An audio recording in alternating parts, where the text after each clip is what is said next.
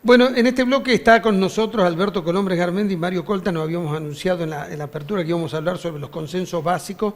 La pregunta que yo me hacía es por qué llegamos a este punto y por qué es necesario que la Argentina tenga un acuerdo político, empresarial con sectores de la Iglesia. Bueno, yo creo que es muy importante, Pedro, porque la Argentina es un país que siempre se ha manejado a los banquinazos, ¿no? Nosotros pasamos, y dentro del mismo partido político, pasamos de Menem al kirchnerismo y nos vamos permanentemente para los lados. Yo creo que el país tiene que tener un consenso sobre ciertos puntos básicos, como hay en cualquier lugar del mundo. O sea, un cambio de gobierno no tiene que significar que el país va a dar un giro de 180 grados en sus políticas. Además, cuando uno lee estos 10 puntos básicos a los cuales está convocando Mauricio Macri, son tan obvios que la verdad que no se entiende que alguien no quiera suscribirlos. Hablamos de federalismo, hablamos de honrar las deudas, de cumplir las leyes y los contratos. Sí. Esos son los 10 puntos básicos. La verdad que asusta que alguien no quiera suscribir eso, ¿no? Porque creo que es lo mínimo sobre lo que deberíamos tener un acuerdo en la Argentina. Otro de los puntos es fomentar las exportaciones, abrirnos al mundo. Creo que son puntos básicos. Y a mí me parece bien convocar a esto. Creo que primera vez que veo un presidente que convoca a la oposición a esto. A ver, Cristina Kirchner, cuando estaba venciendo su mandato, lejos de convocar, no quiso entregar el bastón de mando. Bueno, hasta en estos gestos, ¿no? Creo que hay que ser distintos, convocar a la oposición y, por supuesto, además, no solo cerrarlo en estos 10 puntos, la carta que manda Mauricio después deja abierto a que se suscriban otros puntos. Yo creo que sería una muy buena señal para los mercados y para el mundo de llevarle esa tranquilidad, que acá gobierne quien gobierne la Argentina a partir de diciembre de este año, estos puntos se respetan. Me parece muy lógico y muy sano lo que ha hecho el presidente. Bueno, y Mario Coltán, el contrapunto comienza. La verdad que uno quiere a los amigos y quiere ser respetuoso. Creo que el tema, como lo expresa Tito, suena bonito. Creo que es tarde. Esto debería haber hecho tal cual él lo formuló como promesa de campaña. Hace pocas horas un prestigioso periodista dijo acá en Tucumán, en una conferencia, esto debería haber sido en el 2015. Creo que en campaña el actual presidente dijo vamos a hacer una convocatoria a un gran acuerdo, un consenso, y lo está haciendo 4 meses antes de las elecciones, cuando el Titanic se hunde. Creo que es una suerte de parte de la campaña por su reelección presidencial frente al fracaso de una política económica y frente al fracaso de la utilización de todas las herramientas económicas, donde la verdad que el presidente lo mejor que podría hacer es no hacer nada, no tocar nada, porque cada vez que toca algo la complica más. Por eso me parece de que el discurso de la convocatoria suena bien, lo que creo que es inoportuno, no va a tener ningún grado de efectividad. Tenemos en agosto las PASO, hasta que se instrumente y se converse. Y el otro tema que me Ahora, parece... Mario, me gustaría hacer un paréntesis en eso. Evidentemente que al gobierno le puede costar contar por qué durante 3 años mantuvo un purismo ideológico y alejado de las distintas expresiones políticas, pero a la oposición también le va a poder costar fundamentar en que no quiere ir a un acuerdo. No, yo no quiero pararme desde el lado únicamente desde la oposición o expresar la voluntad de la oposición. Me refiero al hecho puntual de la convocatoria. Esto fue una de las promesas electorales del presidente, que fue una de las tantas que no se hizo. Creo que es, en cuestiones temporales, es una convocatoria atemporal, no va a contribuir en este momento de crisis de la Argentina, más allá de lo que dice Tito, que nadie puede entrar a discutir si tenemos que coincidir en el federalismo, en el tema de lo del Banco Central, Sí. en el honrar la deuda, etcétera, etcétera, equilibrio respetar la ley, fiscal. respetar los acuerdos. Pero este gobierno demostró que ninguno de estos 10 puntos lo pudo resolver. Al contrario, va a dejar una Argentina mucho más comprometida para quien presida en el 2019, incluso para el propio presidente Macri, si es que resulta reelecto en las próximas elecciones. El otro tema que me parece interesante marcar es que la expresión o los títulos de los 10 puntos depende de cómo se quiera discutir, porque cada uno, desde los sectores políticos distintos que están siendo convocados, tienen sobre el mismo tema distintas miradas. A ver, yo quiero agarrar uno solo, equilibrio fiscal. La Argentina ni siquiera, con todas las medidas que se tomaron, ha logrado el equilibrio fiscal. Ellos dijeron equilibrio fiscal, es decir, déficit cero, pero era déficit cero en el déficit fiscal primario. Sin embargo, ni siquiera en esto el gobierno, con todas las medidas que tomó, lo logró. ¿Por qué? Porque en un proceso recesivo, cuando cae la actividad económica, aunque sea que se mantenga el mismo nivel de gasto, a menores ingresos, vuelve a reaparecer el desequilibrio fiscal. Entonces, vamos a decir, estamos de acuerdo en mantener el equilibrio fiscal, pero para eso hay que definir políticas. Si no nos quedamos en un enunciado panfletario de una convocatoria a la sociedad para que suene que abrimos los brazos, pero abrimos los brazos cuando estamos fundiendo el país. Y permitime, Mario, te contesto. Yo creo que esto no es extemporáneo. Con todo el respeto, No, Tito, seguro. sabe No, que el afecto... A ver, los he convocado para que hagan el contrapunto. Porque siempre con Tito nos tocó compartir en este encuentro pero a ver, contigo. yo creo que no es extemporáneo. Acá no estamos hablando de buscar un gobierno de consenso, ni estamos invitando a la oposición a que sea parte de este gobierno. Estamos hablando de lo que viene. Por eso se hace antes de unas elecciones. Que gane el que gane, darle la seguridad al mundo de que estos puntos se van a cumplir. Y parece obvio, pero hoy hay una candidata con posibilidad de ganar que no honró las deudas, que fue al default. Tenemos una candidata que no respetó el federalismo, que coparticipaba el 23% de los impuestos y hoy se coparticipa el 42%, Mario. Si alguien respetó, los compromisos internacionales, si alguien nada y pagó, fue el gobierno más corrupto de la historia de la Argentina. Entonces Tito, es importante esto. Es importante. Yo creo que hoy tenemos un país. No sigamos mintiéndole a la gente. Mucho mejor de que el gobierno anterior pagó toda la deuda que había que pagar. Le pagó al Club de París. Pero ¿quién decide cuál hay que pagarle? Pagó al Club de París, pagó al Fondo Monetario Internacional, pagó a la CIADI, pagó, incluso se la acusa de haber pagado de más. A Venezuela le pagó de más, pero a nadie más le pagó de más, Tito, Mario. no seas un provocador. Pero estábamos en default. Yo lo que digo es, para el mundo la de la Argentina estaba en default. pagó A ver, Mario, en el periodo... es una realidad que se fueron del gobierno sin haber solucionado el problema del default. fondo. Argentina técnicamente a nivel mundial estaba en default. Yo quiero decirte un caso concreto. Cuando se dijo el tema de los fondos buitres y que había que honrar la deuda, y había un nosotros fallo planteamos, de la había el fallo de justicia. la Corte, todo lo demás, se dijo, si nosotros pagamos a los fondos buitres, el mundo va a abrir las puertas, van a venir las inversiones.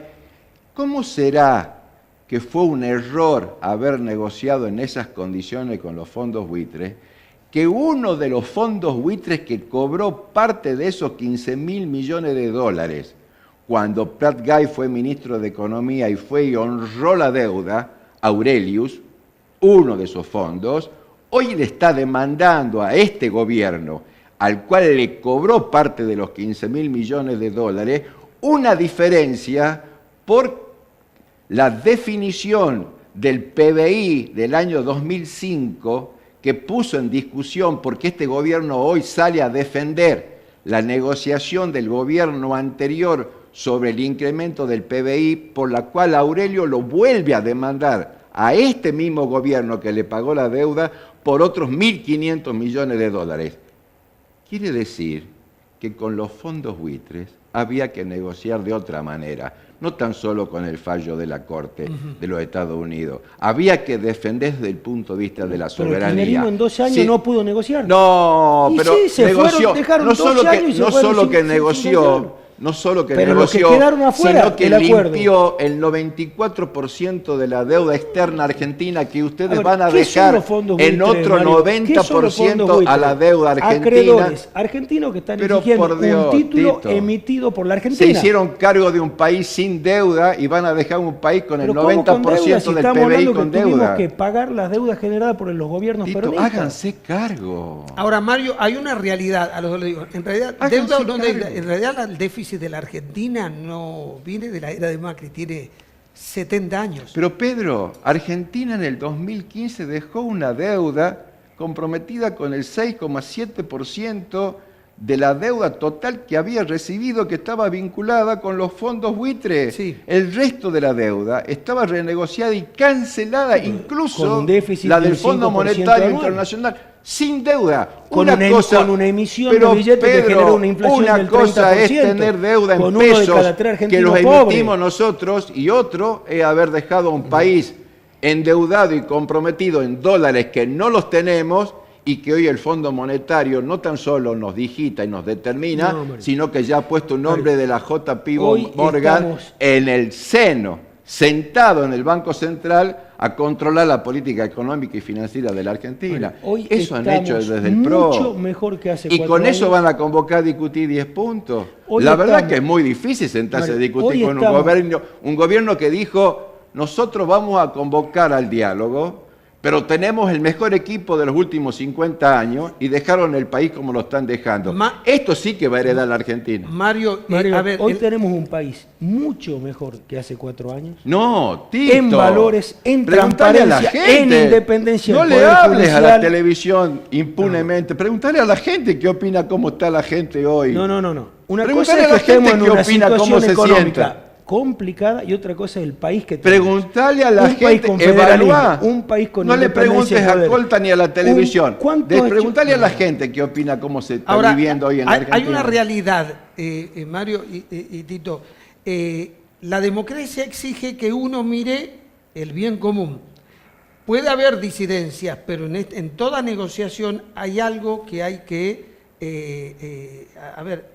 que hay que admitir que uno puede negociar con el otro aún no estando de acuerdo. Pero, Porque Pedro, acá Mario dice Pedro, que querido, no escuchamos a pero, nadie. perdón, Gobernamos 4 Tito. años con un Congreso en minoría. ¿Cómo decir que no hablamos? Cada ley que se sacó en el Congreso, todo hubo que consensuar con la oposición. Tito. Si ellos son mayoría en el Congreso y hemos No, yo conseguido todavía leyes, no. eso es por Estoy que se aspirando a entrar a la conversa, legislatura porque hay provincial diálogo. apenas. No teníamos la mayoría absoluta que tenía el kirchnerismo, que ahí sí no había diálogo, porque tenían mayoría absoluta como la tiene Mansura en la provincia.